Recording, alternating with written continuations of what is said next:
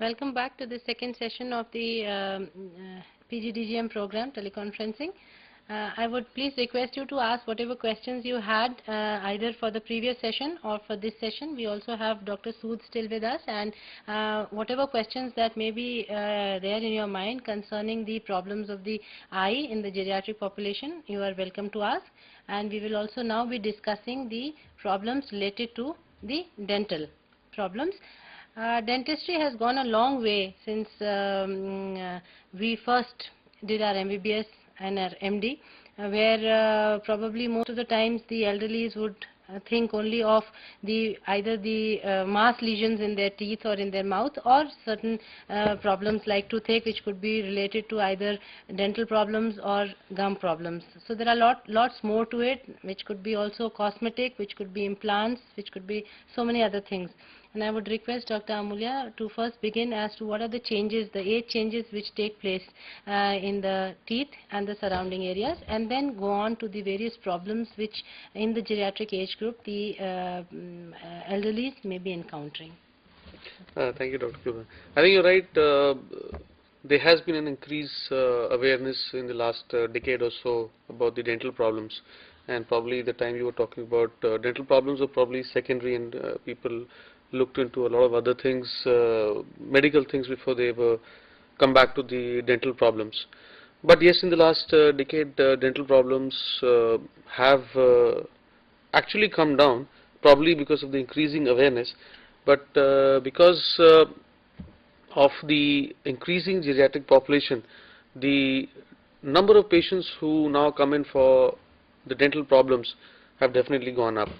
And this demographic imperative is expected to have a major impact on the dental profession and the way the dental treatment is delivered to the population. Now, we already, I could go through the aging function dependency of the geriatric problems, and you would have already read about this from your previous units and blogs. But just to go a quick review of the geriatric problems, aging can be best viewed as a biopsychosocial process in which changes can occur at various levels in all three components of the biopsychosocial system. We know that from the biological perspective, there is a gradual decline in the physiological reserves of the most major organ systems, and of course there is an increase in the age-related, age-specific diseases also. Psychologically too, there is a number of age-associated alterations in perceptual and cognitive capabilities which occur. Socially, of course, the aged are faced with different societal attitudes and confronted with a higher likelihood of losses within their support network as a result of retirement, deaths within the family, migration of friends. Now, coming back to the dental disease and oral health status, there's not a very much of epidemiological data as concerns the dental problems and the oral health status of the people. But we can group most of the dental diseases and the oral conditions into four major groups. And these four groups can be tooth loss, dental caries, periodontal diseases, and oral cancer. Now, the tooth loss, or the edentulism as it's called, either partial or complete, that is the number of teeth which are lost, either they are few or they can be loss of the entire maxillary and the mandibular arches. This edentulism actually has been going down over the years, but because of the increase in the geriatric population, the number of patients which a dental practitioner sees with tooth loss is definitely going up.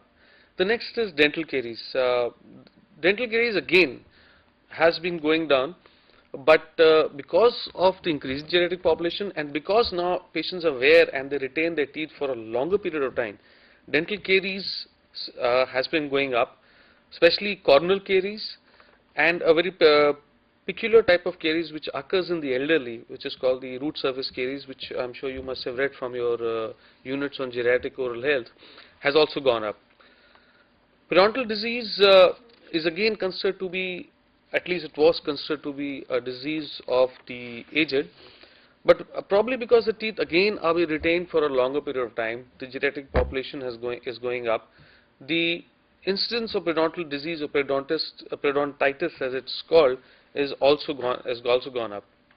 The fourth group is the oral cancer group, and oral cancers, like all cancers, is age related. That is, the incidence of cancers goes up with age, and about 95% of all oral cancers, in fact not just oral cancer but oropharyngeal cancers, occur in persons over 40 years of age. In fact, the average age of diagnosis of oral cancers is 60. Now, the management of the older patient, of course, depends on an understanding of the aging process, the diseases that affect the elderly, the treatment, and the elderly themselves. We know that aging process presents with the reduced physiological reserves of many body functions. There's an impaired homeostatic mechanism and an impaired immunological system, including a number of age-specific diseases which one sees in the elderly. Now, patient assessment is the key to a comprehensive dental care, and the two principles which one should remember, and especially you as physicians should remember, is that oral health care is an integral part of the total, in fact not just the total health but the comprehensive health system which you need to follow. Second is that an interdisciplinary team approach to dental care, or to the management of not just the dental care but to the patient as a whole, is the safest and the surest way of managing patients. Now, one of the things which we must look into is the cognitive functioning of the patients, the treatment plan. The dental practitioner must consider the normal and pathological changes which occur, the impact of the presence and attractions of multiple disorders, the medications which the patient must be on, the effect of years of accumulated oral care, oral changes which probably are in the patient's mouth, the neglect which the patient has gone through. The idea, of course, here is not to teach you to manage or treat dental diseases, but when you first peer into the patient's mouth, you should be able to diagnose a dental condition, guide the patient properly, and suggest a dental referral so that the patient's oral tissues and dental problems can be looked after. Now, yeah, Dr. Chadha, I would like to ask you, just like in ophthalmology we were discussing, is there any age in the geriatric population when they should consider a dentist, even if they do not have any problem? Like they may be thinking whatever tooth loss is occurring or whatever problems they are having is age related. So is there any age or is there any time when they do need to contact a dentist? well, actually, dentists should be contacted or seen or visited every 6 months, which is kind of a dictum, rule of thumb. As soon as the teeth are up, we advise the patients to start visiting the dentist, because a lot of dental problems are innocuous. They're chronic, and they begin in a very insidious manner and build up. So by the time the patient comes to the doctor or to the dentist or the physician, the primary physician who's going to refer the patients to various specialities, the problem is already far too advanced. So by then, preventive measures really don't matter.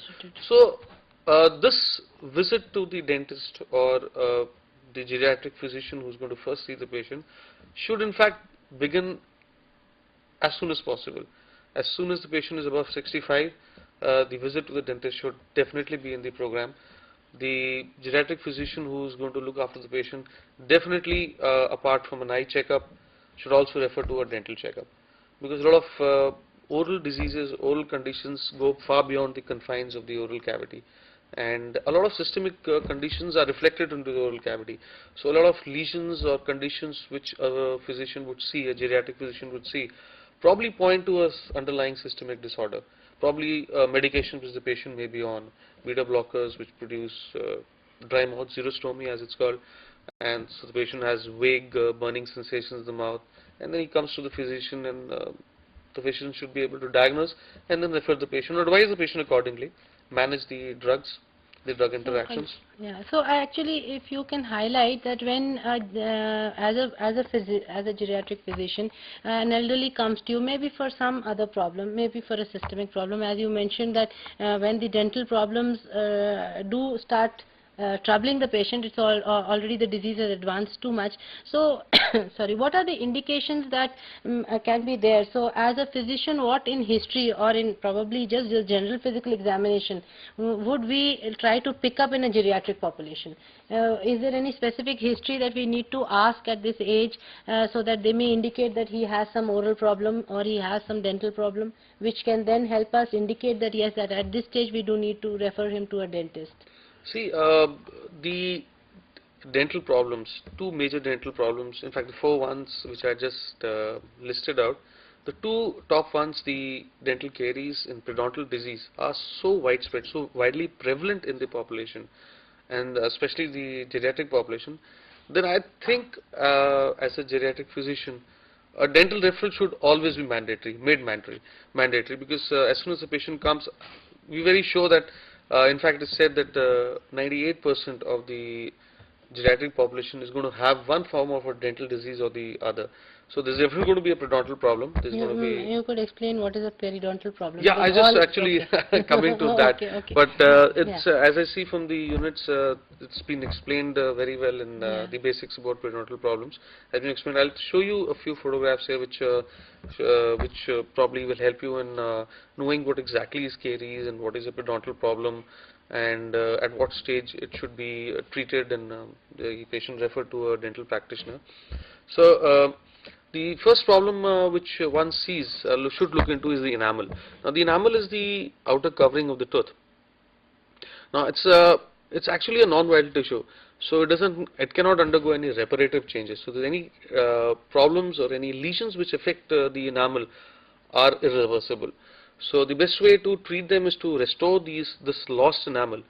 And one of the typical problems which one sees on the enamel in the geriatric population, which you should look into, is attrition. Now over the years, the teeth are going to be in function from the age of 6. So at 65, they already been in function for the last 60 years. So they're going to undergo a lot of attrition, that is wearing off of these surfaces. So this is the first thing one must look into, the wearing off of the enamel, which is actually defined as attrition. Now because of this wearing off, the teeth or the jaws keep coming closer and closer, which is actually called the loss of vertical dimension. So this gives a very typical appearance to the face, the typical geriatric or the old age appearance of the face.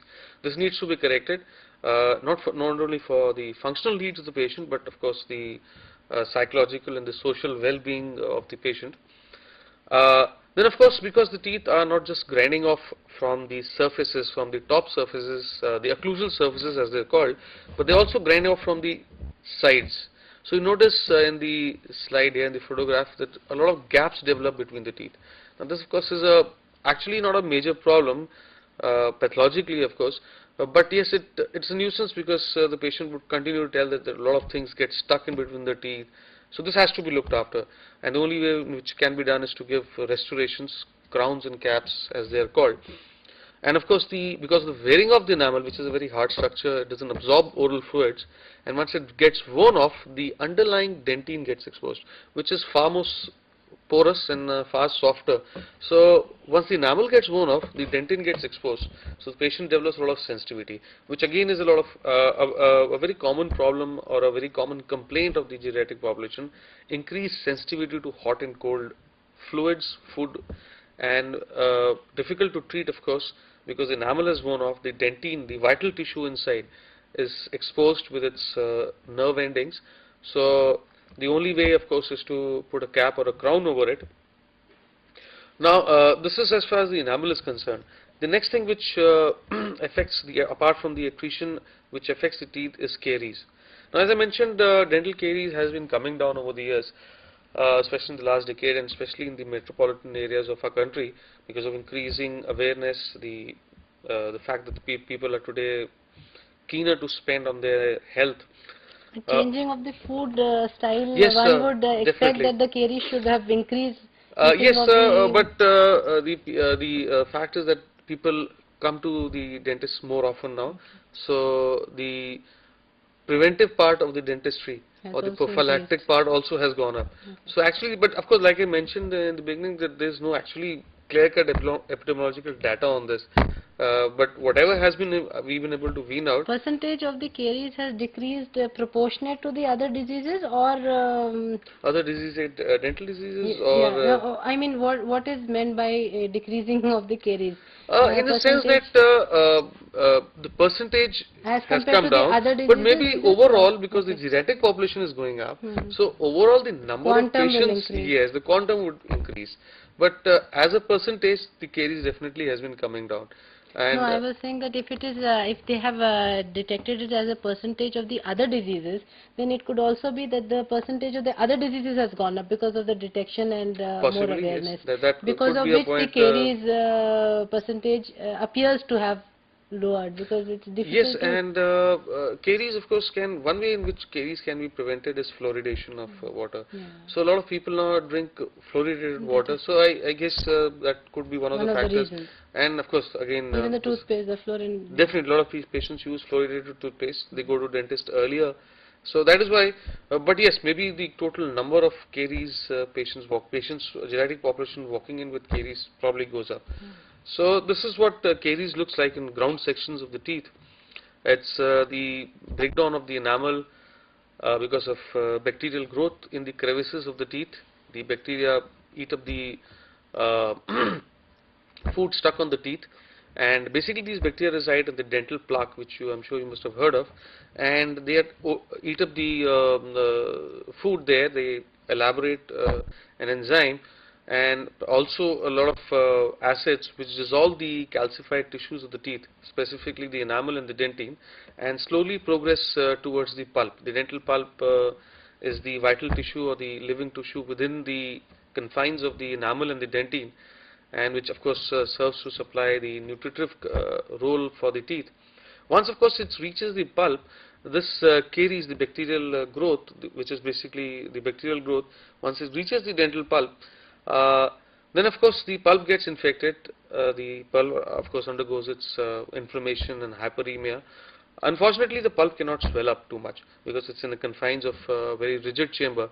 So since it cannot swell up, it undergoes uh, necrosis, degeneration necrosis, because of strangulation of the blood supply, so it becomes non-vital. And of course, it is only when the dental caries reaches the pulp that the patient experiences pain. It is only then that the patient turns up for his as a complaint of a dental problem. Now, this is what a periodontal disease looks like.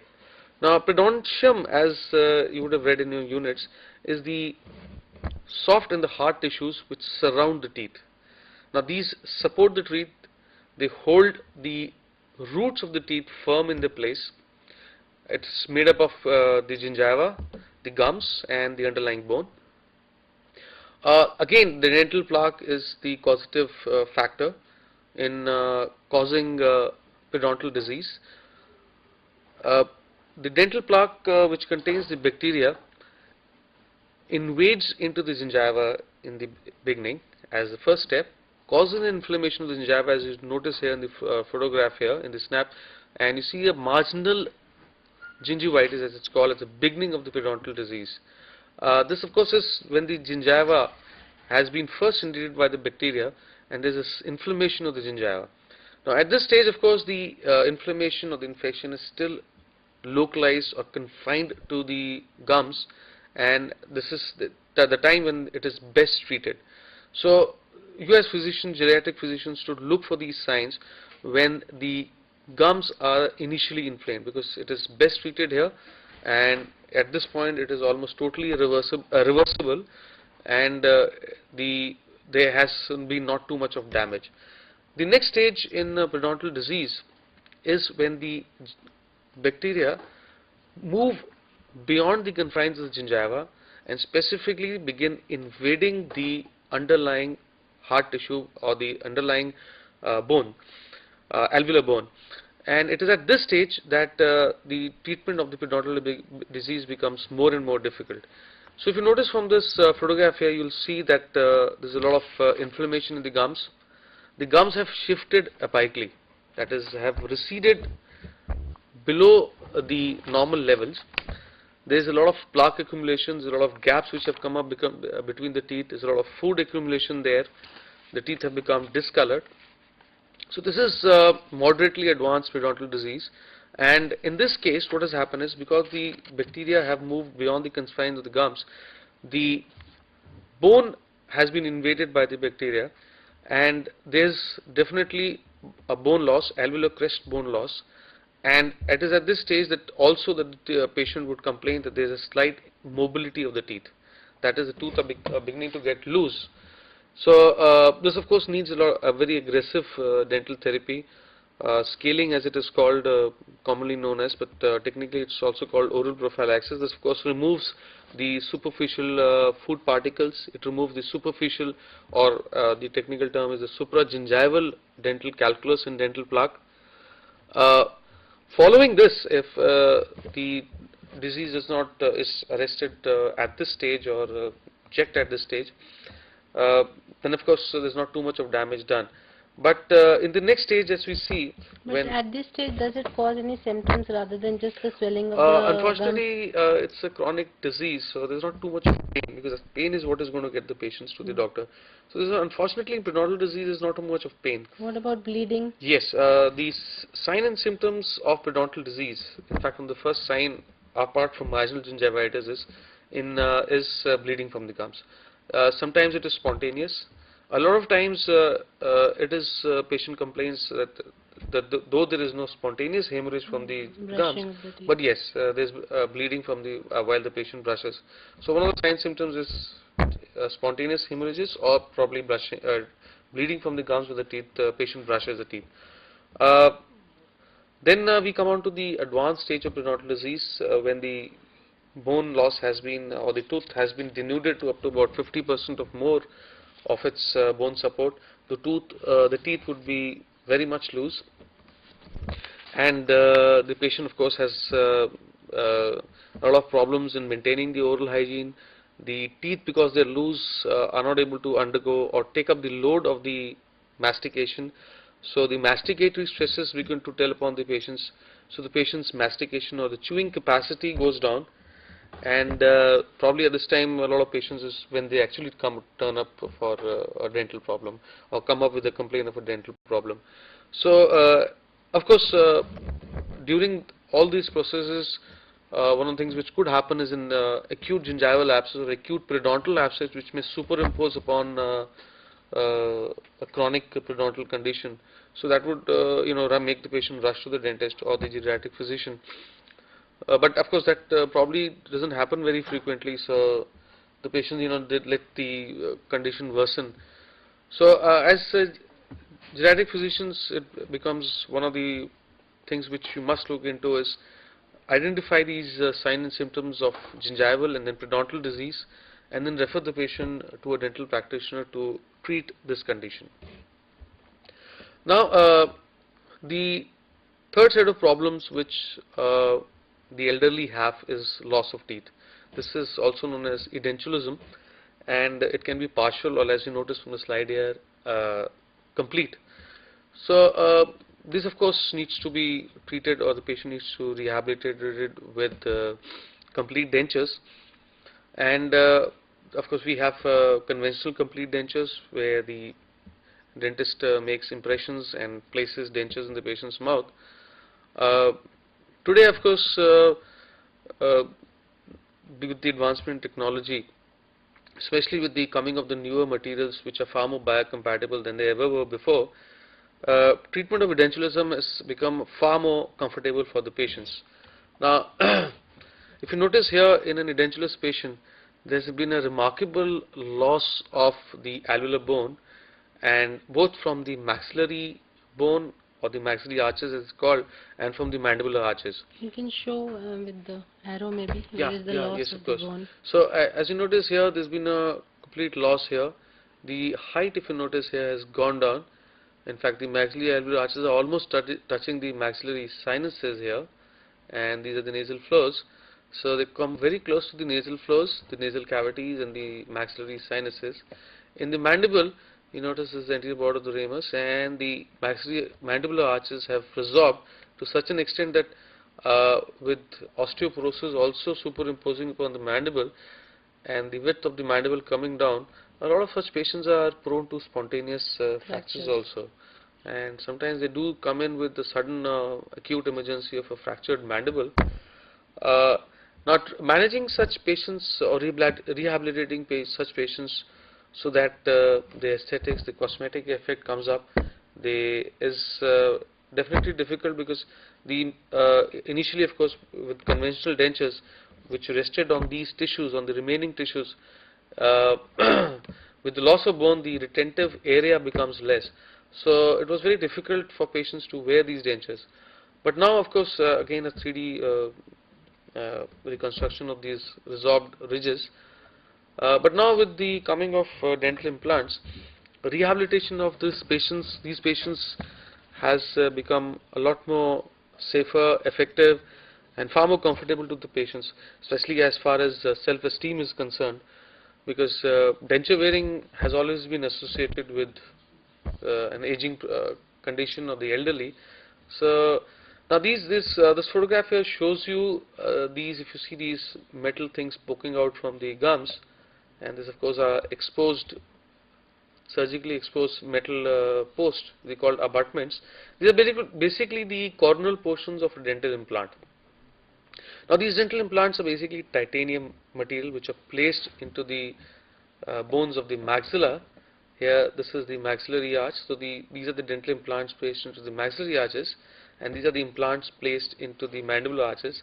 The titanium portion rests or is screwed into the bone, and these posts or abutments project out, on which the uh, the crowns or the teeth, the artificial teeth, are then constructed. This is a radiograph of showing you the 1, 2, 3, 4, 5, 6 implants in the maxillary arches, and another 6 implants placed into the mandibular arches, and the teeth are going to rest on these maxillary arches. So they are fixed dentures, they are not conventional dentures. So this definitely boosts the patient's self-esteem and makes denture wearing a lot easier, a lot more comfortable, and of course functionally the masticatory efficiency goes up remarkably.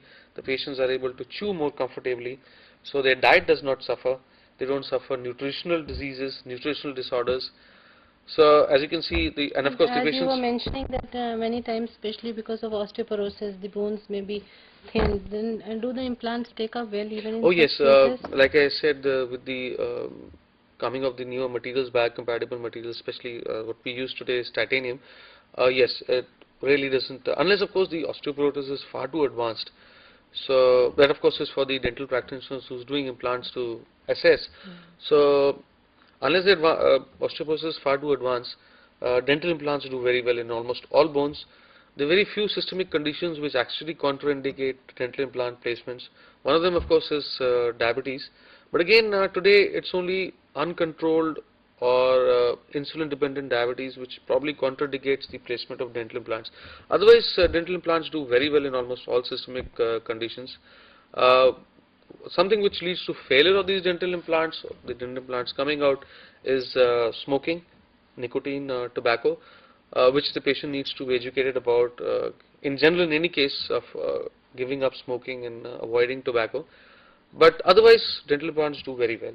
In general, like can geriatric physician advise dental implants for any patient who is an elderly who has loss of teeth and is thinking of going in for a partial denture or a complete denture but not a fixed denture? Can any patient be advised, though of course cost is quite high as far as a complete denture is fixed denture is concerned or an implant is concerned, but otherwise vis-a-vis the fixed and the removable denture, what are the indications for the two? Yes, definitely the cost is sometimes prohibitive for the general population as such to go in for dental implants. How much would a complete denture cost if all the teeth have to Um, be replaced by an implant? Again, Roughly, there's yes, I know, but a still. very big margin range here.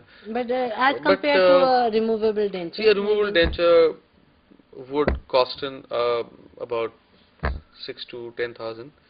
while if one, but there are two types actually of these Yeah. dental implants. One is of course an implant bone over denture, the other is a fixed, which I've shown here. Now, implant bone over denture, easier to construct technically, easier to fabricate, lesser number of implants required.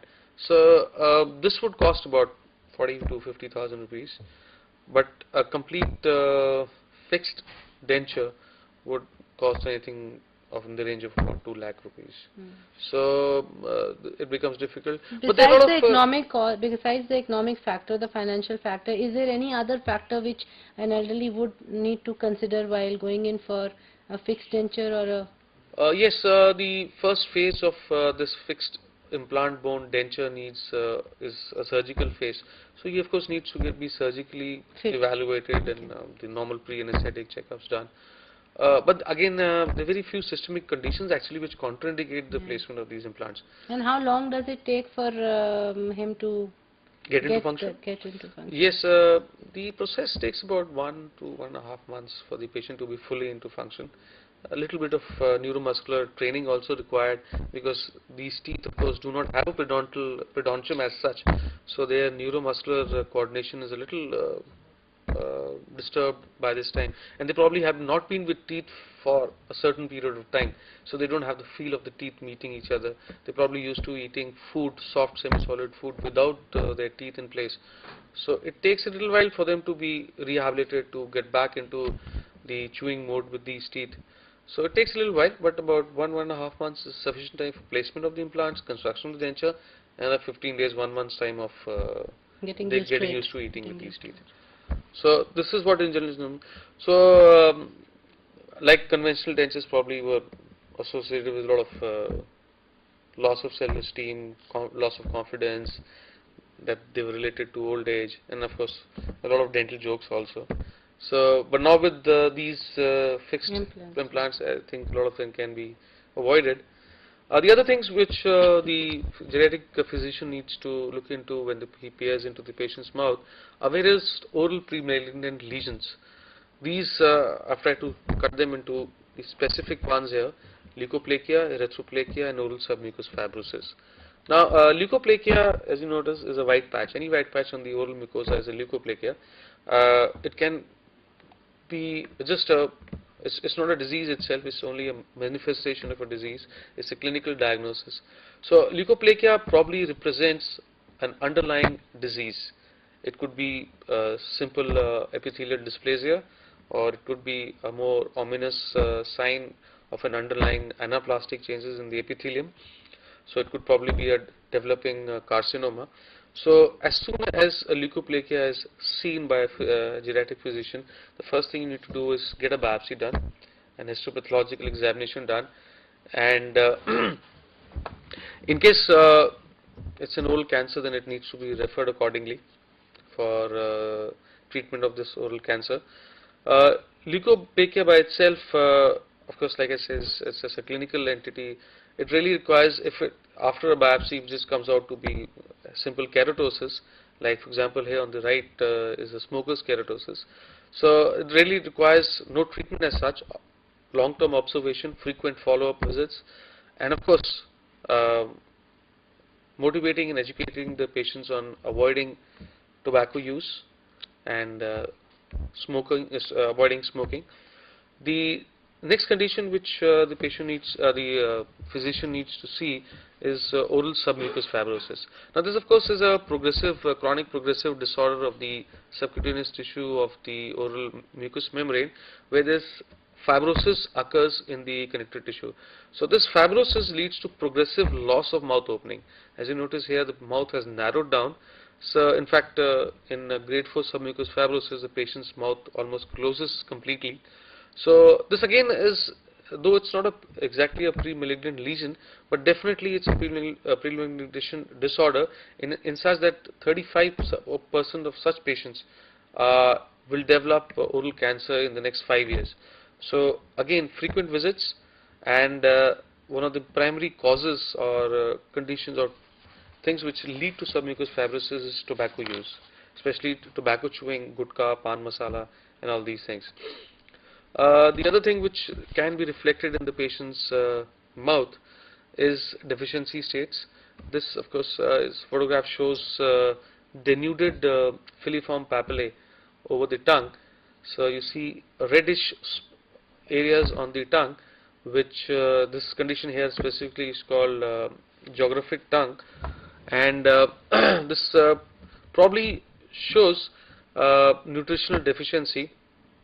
Also, poor oral hygiene, which predisposes to this condition, the geographic tongue. Here a few photographs of oral cancers here. This is an oral cancer of the buccal mucosa, which in fact is perforated into the skin outside, and the oral cancer of the tongue, which is the most common site where oral cancer, especially the lateral border of the tongue and the anterior 2/3, where oral cancer most frequently develops. One, of course, is predisposing causes of sharp edges, chronic irritation onto the tongue. Now, other carcinomas of the oral cavity are metastatic carcinomas. This is a photograph here of a patient with pulmonary carcinoma, which metastasized into the mandible and then proliferated into the oral mucous membrane. And you can see the bone loss here, the condition, the lesion, the cancer invading into the bone, and this is the proliferative tissue, the cancer showing into the oral cavity. What is the prognosis for most of the cancers, metastatic as well as primary? I am not too sure about the metastatic. I don't have very much clinical knowledge about the metastatic, but yes, oral cancers, if detected early, have a good prognosis. But the 5-year survival rates, if detected late, is not too good. So that's why it becomes very important to detect oral cancer in the early stages. This here is a photograph of gangrene of the oral tissues. This patient here was a patient of very poorly controlled diabetes, and there was an injury to the lip, which slowly progressed not only to the gangrene, as it's called, cancrum or oris or noma sometimes, of the lips, but also the injury to the palate developed into a perforation of the palate, and this was need to be aggressively treated, referred quickly. But of course, these conditions are not very frequent. Gangrene of the oral cavity is not very frequent because the oral tissues, the maxillofacial region, is very richly supplied with blood, so it doesn't very easily undergo such degenerative or necrotic disorders. So to summarize here, that try to present a cross section of conditions, dental conditions, which are seen in the geriatric population. The idea was not to teach you how to treat such conditions, but to be able to diagnose the various dental disorders and changes which occur in the oral cavity, and then for you to refer these patients to the dental practitioners who could then manage effectively the dental disorders. Thank you, Dr. Chadha. I think we've got a good overview of what are the problems, dental problems that the elderly could be facing. And as Dr. Chadha had mentioned, that it's very important for us to be able to pick up very many of these problems, especially like the periodontal disease, because these are not symptomatic till the last stages. Similarly, even cancer at some stages may not be symptomatic. I mean, they may not give pain. There can only be a lump present or a lesion present, which the elderly may be neglecting because of various social reasons, financial reasons. So as a primary care physician, when we do come across the elderly and we do a general physical examination and find these lesions present, then we should be aware that these can be significant, and they can be prevented and treated if picked up and referred to an oral surgeon or referred to a dentist. So we must learn how to pick up these lesions and then refer them appropriately so that they can be managed at the right time.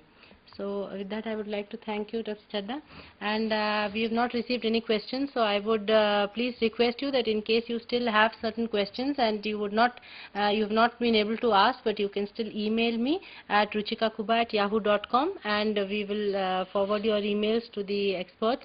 They will be replying, and we can then let you know the answers. and I would like to wish you the very best of luck for your examinations, which we will be having in December, and your practical examinations, which I think the dates have already been fixed. You may please contact your program in charges for the dates for the practical exam.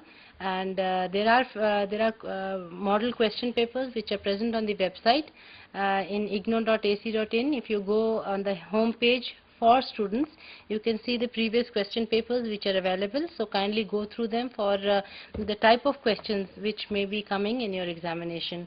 And that's all. In case you have any other queries, you may kindly email me at the address. Thank you.